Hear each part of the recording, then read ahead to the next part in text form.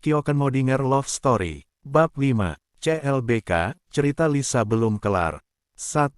Malam yang gelap, beberapa lampu rumah telah dimatikan dan cahaya bintang-bintang mulai terlihat. Polusi cahaya lampu perlahan mulai tersibak, dan segaris cahaya bergerak cepat membelah kegelapan pemandangan langit petang. Bintang jatuh di ujung selatan 4 tahun yang lalu ketika aku buru-buru melipat kakiku yang sebelumnya selonjoran di gazebo pekarangan rumah guna segera memanjatkan permohonan kepada Tuhan agar kau ditakdirkan menjadi kekasihku. 2. Lapangan upacara dipenuhi oleh kepala-kepala bertopi abu-abu yang berjalan acak meninggalkan barisan guna kembali ke kelas masing-masing. Beberapa siswa yang pingsan atau yang pura-pura pingsan juga telah keluar dari UKS meninggalkan secangkir teh hangat yang sedari tadi dia seruputi. Cahaya matahari di pagi itu bersinar dengan semangat dan tanpa beban. Awan-awan seakan mempersilahkannya untuk menyemangati kami yang akan segera memulai pelajaran setelahnya. Di baju putih yang mulai menguning ketiaknya, sebuah dasi mulai kulonggarkan guna memperoleh kesejukan dari kegerahan yang menyelimuti setiap kulit ari yang terbakar. Minggu ketiga di semester 1 kelas 12. Aku, Jason, dan Henry masih bertahan dengan sebuah takdir berupa berada di satu kelas yang sama sejak TK sampai SMA. Yang berbeda hanya si Pangat yang masih satu jurusan namun beda penempatan kelasnya sejak pertama kali masuk di fase SMA ini.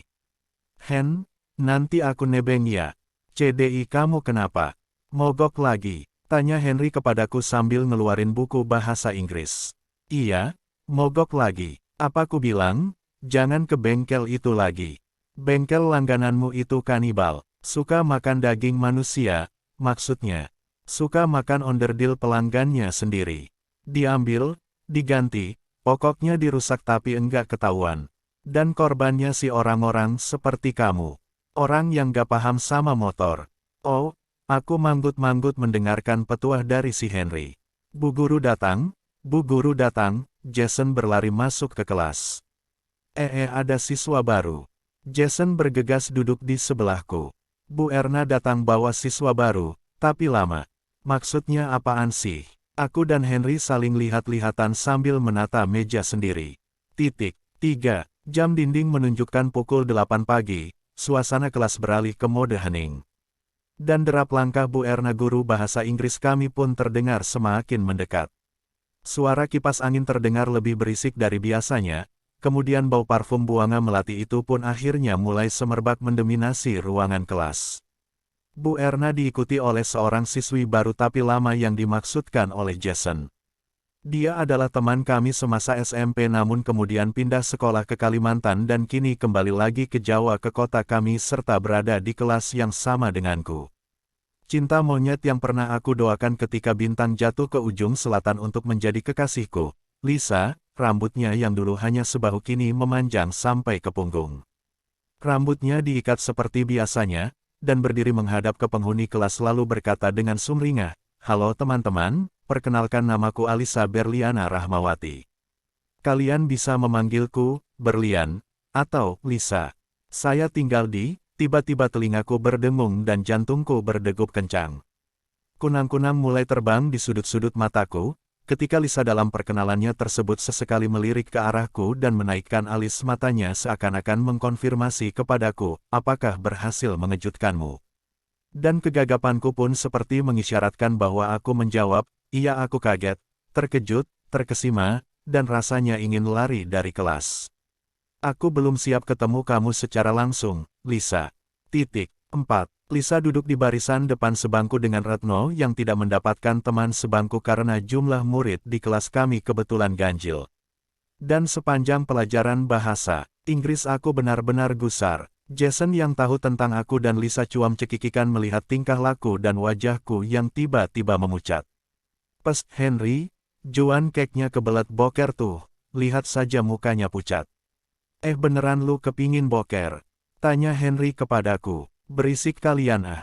Kiki, mereka cekikikan menertawaiku dengan kompak. Kalian ngetawain apa sih? Ngomongin murid baru ya? Wisnu tiba-tiba menyahuti kami. Ngomongin klabeknya si Juanito Baskara, Kiki. Siapa memang? Tanya Wisnu. Itu yang duduk di depan, si Retno. Yang bener kamu. Aku tidak terima dan menimpuk Henry pakai tutup pulpen.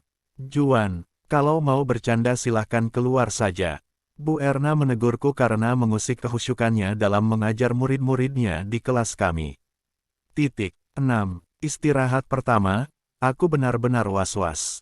Aku bahkan tidak berani beranjak dari tempat dudukku ketika Henry dan Jason mengajakku untuk makan di kantin. Aku tidak berani melintasi Lisa yang ada di depan, semua ini benar-benar terasa aneh. Henry dan Jason yang mengetahui hal tersebut hanya bisa menggerutu sambil menyindir diriku dengan nyanyian yang dibuat-buat dan semakin dikeraskan ketika melintas di samping tempat duduk Lisa. 5 menit, 10, hingga istirahat berakhir. Entah kenapa Lisa tidak juga beranjak dari tempat duduknya padahal yang dia lakukan hanya duduk sambil menggoyangkan pulpen hitam yang masih ditutup ujung matanya. Yang semua kelas ramai, lalu menjadi hanya tinggal aku dan Lisa, kemudian kembali menjadi ramai. Lisa masih dengan posisi yang tidak berubah, bahkan wajahnya juga tidak berpaling atau menengok ke arahku yang ada di belakangnya. Sedangkan aku, selama 15 menit belakangan hanya bisa menyembunyikan rupaku di balik kedua tanganku yang terlipat erat di atas meja. Suara riuh perlahan mengisi ruangan kelas kami. Mereka yang menjadi figuran dalam cerita kali ini perlahan mulai memenuhi bangku-bangku kosong yang sempat ditinggal penghuninya untuk memenuhi kebutuhan urusan perut atau sekedar ngegosip di taman sekolah. Kepala-kepala yang punggungnya disandarkan di kursi kayu, perlahan-lahan mulai menghalangi pandangan luas yang sebelumnya terpampang di antara jarak tempat Lisa duduk dan tempatku bersemedi. Kipas angin usang yang dipenuhi oleh debu berputar pelan di antara spasi. Diam yang sejauh ini ada di kepal kembali padam oleh sebuah pertanyaan dari Henry, sepertinya sebaiknya kamu harus ganti bengkel deh. Soalnya si Dido juga cerita ke kami, nunjuk Jason dan dirinya sendiri, mengenai masalah motornya yang masih saja sering mogok padahal rutin servis di bengkel yang sama dengan bengkel langganan kamu. Kanibal beneran tuh sepertinya. Oke, aku hanya manggut-manggut mengiyakan perkataan Henry. Hei, jadinya abis ngapain aja kalian di kelas? Hayo, Jason tiba-tiba mempertanyakan hal yang ambigu. Apaan? Hei Lisa. Abis ngapain kamu sama Juan sedari istirahat tadi enggak keluar kelas? Juan tiba-tiba berjalan meninggalkan tempat duduknya dan bertanya kepada Lisa. Hi sok kenal huu, seisi kelas tiba-tiba menyoraki Jason dikira sok kenal sok dekat dengan Lisa. Emang kita sudah kenal Yi? Apa benar gitu, Lis? Tanya Retno kepada Lisa. Enggak tuh, jawab Lisa sambil tersenyum. Kali ini bukan hanya menyoraki, namun seisi kelas juga melepari Jason dengan berbagai barang, remasan kertas, tutup pulpen, hingga kemoceng. Jason pun tak berkutik dan berkelit lari mundur kembali ke tempat duduknya. Sudah gila ya, 7. Waktu terasa lama sekali berlalu ketika mata pelajaran fisika berlangsung. Rumus-rumus yang masih saja belum aku hafali sekalipun ujian tinggal sebentar lagi. Bercampur aduk rata di kepalaku dengan tanda tanya besarku kepada Lisa. Bagaimanakah aku harus bersikap? Kenapa aku masih saja canggung? Padahal, cinta monyet pertamaku itu sudah lama sekali menghilang dari hayalan dan pikiranku.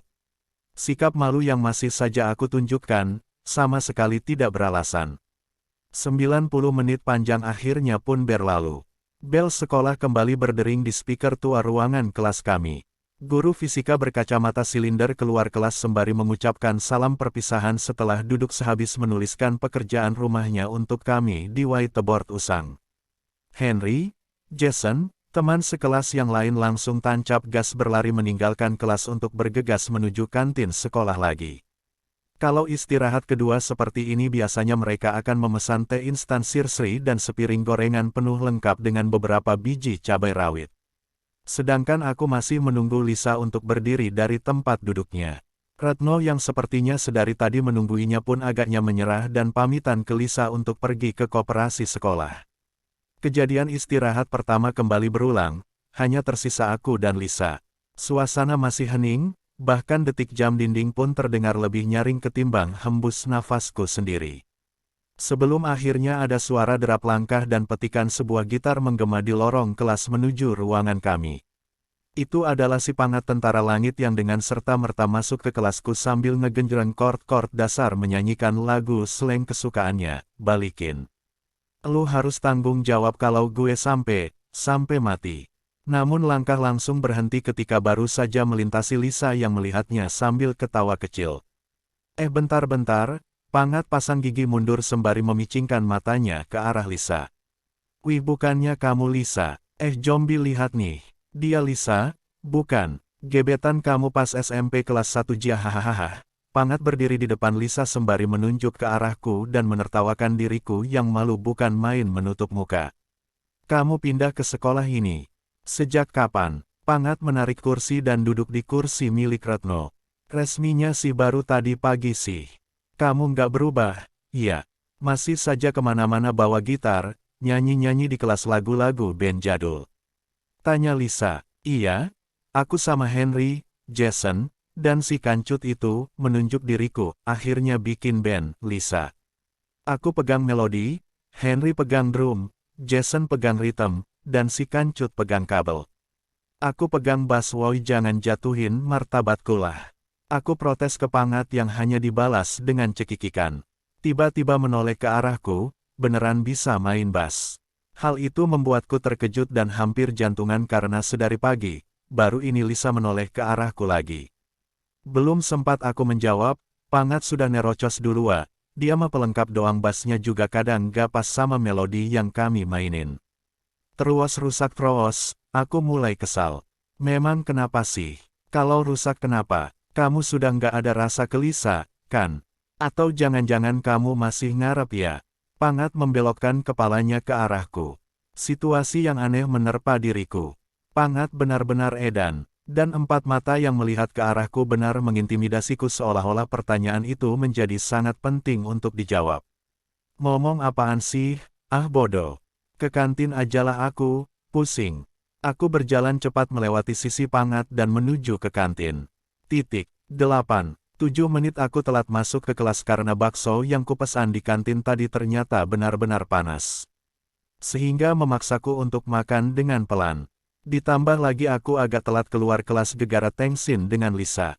Namun lorong kelas ternyata masih ramai, sepertinya ada rapat guru di jam akhir sekolah sehingga membuat semua kelas mengalami jam kosong. Termasuk juga kelasku. Dan ketika aku masuk ternyata mereka masih ribut dengan beragam aktivitas tidak pentingnya. Ada yang lagi asyik ngegambar di papan tulis, ada yang lagi asyik mainan ponsel, ada yang lagi asyik ngerjain tugas di LKS, ada yang lagi asyik gelesotan di lantai pojokan kelas, ada yang lagi asyik PDKT, ada yang lagi asyik gelesotan sambil PDKT, macam-macam pokoknya. Sedangkan Pangat, Jason, dan Henry mengiringi Lisa yang asyik menjentikkan jarinya sembari menyanyikan lagu Shape of You dari Ed Sheeran. Boy, let not talk too much, grab on my waist and put that body on me. Come on now, follow my lead. Boy, let not talk too much, grab on my waist and put that body on me. Come on now, follow my lead. Aku agak terkesima dengan pemandangan itu, namun aku pura-pura tidak tertarik dan melenggang begitu saja melewati bangku Lisa tanpa melirik serta langsung menuju tempat dudukku. Melipat tangan dan menaruh kepalaku di atas meja kayu mendengarkan alunan nyanyian Lisa yang terdengar serasi serta cocok dengan gaya bermain grup band sekolahku. Bahkan Lisa tahu apa yang akan dilakukan Pangat dalam mengimprovisasi ujung beat melodi interlude dengan membantunya melalui suara falsetto. Tapi aku tidak terkejut, karena aku sudah tahu Lisa memang bisa bernyanyi. Sebab waktu SMP dulu, dia adalah vokalis Toel Band yang selalu langganan juara lomba pensi sekolah sejak tahun pertama mereka bersekolah. Lalu 3 tahun mengharumkan nama sekolah dengan menjadi juara lomba band antar SMP sekabupaten. Jadi show up yang dilakukan oleh Lisa kali ini tidak mengejutkanku. 9. Iringan musik dengan serta-merta tergantikan oleh teriakan tatkala bel pulang sekolah akhirnya berbunyi. Semuanya langsung kembali ke kelas dan tempat duduk masing-masing guna membereskan peralatan mereka masing-masing. Wali kelas pun terlihat keluar dari ruang guru dan berjalan menuju kelas. Meminta kepada kami untuk duduk yang rapi lalu berdoa sebelum pulang. Dan ketika semua siswa berlari menuju parkiran dan gerbang pintu keluar sekolah, aku memilih berjalan kalem, pokoknya harus ada di belakangnya Lisa. Tapi itu tidak berhasil karena nyatanya Lisa malah menghampiriku ketika semua siswa kecuali kami telah keluar kelas. Kenapa? Tengsin, enggak, siapa juga yang Tengsin? Aku kenal kamu kayak apa ya? Kamu itu paling tidak tahan kalau ada orang main musik di dekat kamu. Dengerin MP3 saja pasti jari kamu gerak-gerak sendiri ngikutin alunan ritmenya. Lantas, itu bukan sebuah pembuktian dari hipotesamu, Lisa. Kemudian aku mencoba melewatinya yang berdiri di hadapanku.